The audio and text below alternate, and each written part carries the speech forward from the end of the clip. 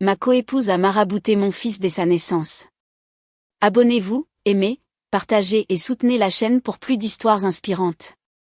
Fatima est belle, gentille, intelligente. Elle devient la deuxième femme d'un homme déjà marié.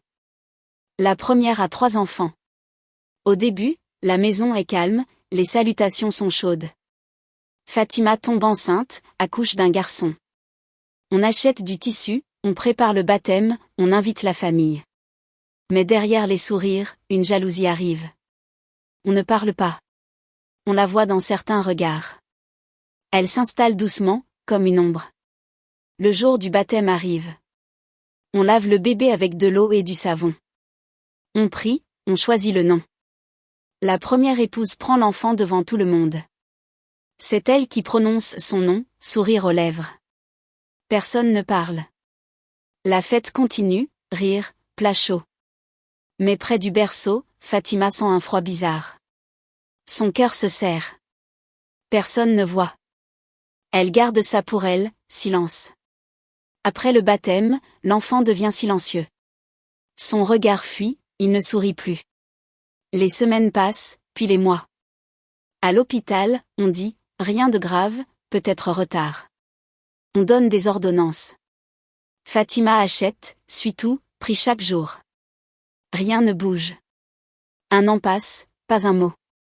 2 ans passent, toujours rien. Le silence est lourd dans la maison. Fatima ne sait plus quoi faire, mais elle continue d'espérer. Un soir, Fatima sort de l'hôpital, vidée. Un vieux lui demande 100 francs pour de l'eau. Elle donne. Le vieux lève les mains, prie pour l'enfant. Fatima rentre, un peu apaisée. Mais le petit vomit, sans avoir mangé. La peur revient, forte. On retourne à l'hôpital, on l'hospitalise. Perfusion posée. Fatima veille, assise sur une chaise dure. Les heures sont longues, sous les néons froids. La nuit ne finit jamais. Au milieu de la nuit, Fatima sort chercher à manger. Dans le couloir, elle revoit le même vieux. Il demande, et l'enfant? Elle répond, toujours pas mieux. Le vieux sort une petite bouteille d'eau, donne-lui ça. Fatima hésite, puis mouille ses lèvres. D'un coup, un mot sort. Puis un autre. La voix revient, claire. Fatima tremble, pleure.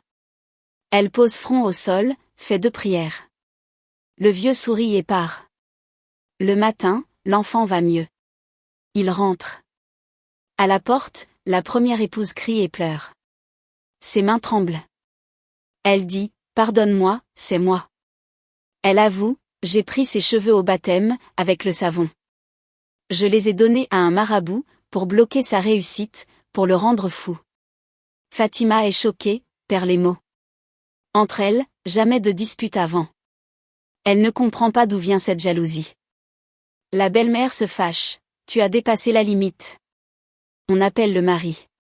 Il est à l'étranger. Au téléphone, il condamne ce geste, dit que c'est très grave. Mais il ajoute, « Je ne renverrai pas la première épouse. » Silence dans la cour. Les mots tombent comme des pierres. On sait qui a mal agi. Pourtant, rien ne change vraiment. L'air reste lourd. La paix paraît loin pour l'enfant, pour tous. Fatima pense à la santé de son fils. Elle regarde la maison, les couloirs, les pièces. Certaines blessures ne se voient pas, mais font mal. Elle plie ses pagnes, range ses papiers, prend l'enfant. Elle ne crie pas. Elle choisit la paix. Elle décide de partir, aujourd'hui, pas demain. Ce n'est pas la colère. C'est la protection. Elle veut un endroit calme, sûr, où son enfant peut respirer et grandir. Sur la route, l'enfant parle encore. Sa voix est simple, claire. Fatima dit, « Alhamdoulilah ».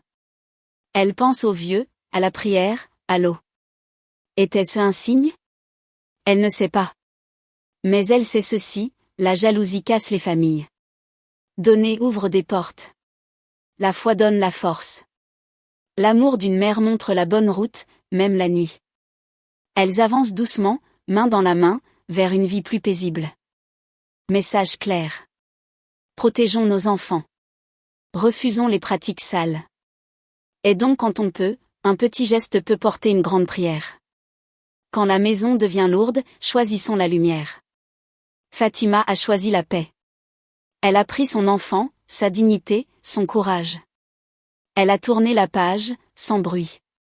La vie a recommencé, pas à pas. Du bon côté du cœur. Et la paix a trouvé enfin leur porte.